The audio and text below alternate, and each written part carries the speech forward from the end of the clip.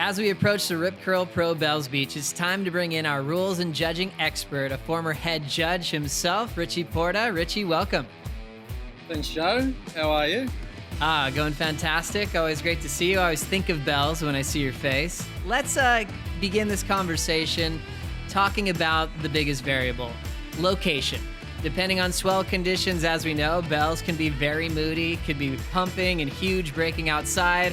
It could be high tide and all the way at the Rincon section. Obviously, we can also move to Winky Pop. There's a lot to unpack there. But first, let's explain, how do you get a big score in solid surf at Bells Beach? Yeah, Joe, you make a good point. To answer your question straight up, you've got to go big. Because Bells is a big playing field, it's a big wave, it's big walls, and small, safe surfing just doesn't cut it here at all. And you've really got to go big to get a big score. You know, we can look back to 2019, and Gabriel Medina did a two-turn combo and got a 9-point ride. Now, the second turn of this two-turn combo was in the end section, and when it's big, that end section really comes into play because it really loads up and it's a critical section. So you didn't do 6 or 7 turns, you did 2, got a 9, you know. 2019 as well, John Florence. It's a really late drop on a big wave. Does some okay surfing, but then his last turn on that inside section is still massively overhead. Big jam up under the lip and gets a massive score. So the bowl is the main section, but when it starts to get bigger, sometimes that means the inside section's worth a lot as well.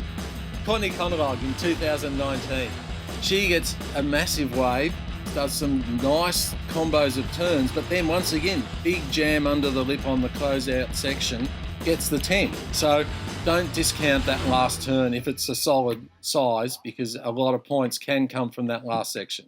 Great answer, Rich. We can't talk about scoring at Bells Beach without looking 1 point down at its little brother, Winky Pop. What are the judges looking for at this right-hand point break? Well, Winky Pop, even though it's right next to it, it's a completely different wave. It is incredible wave. It's down the line. The surfers are flat out, but you also have to maintain the right amount of speed because the wave slows up in certain sections, speeds up in other parts, and the trick is to stay in that critical section so that you'll see those combination of major manoeuvres. The judges love to see that turn to turn to turn, and it's rapid fire, like it is a really flying down the line wave. The judges are also looking for a bit of variety there because they don't want to see the surfers do the same turn over and over and over. So variety of major manoeuvres in that critical section comes into play there. Rich, let's talk barrels. Which hold the major scoring potential always? If you're getting barreled, you're probably getting a decent score. How does it compare between Winky Pop versus Bells Beach? Well, Bells needs the right conditions, the right wind to get a barrel. And when it does start to barrel, you actually get some really good ones out there. People don't often associate it with barrel riding. So happens occasionally, not that often, granted, versus Winky Pop, good size waves, low to mid tide. You get a lot of barrels out there. And the trick there, once again, is to hold your position behind the curtain for as long as possible on those bigger sections. And you do see some nice barrels out of Winky for sure. Awesome, Rich. Thanks so much for your time. Cheers.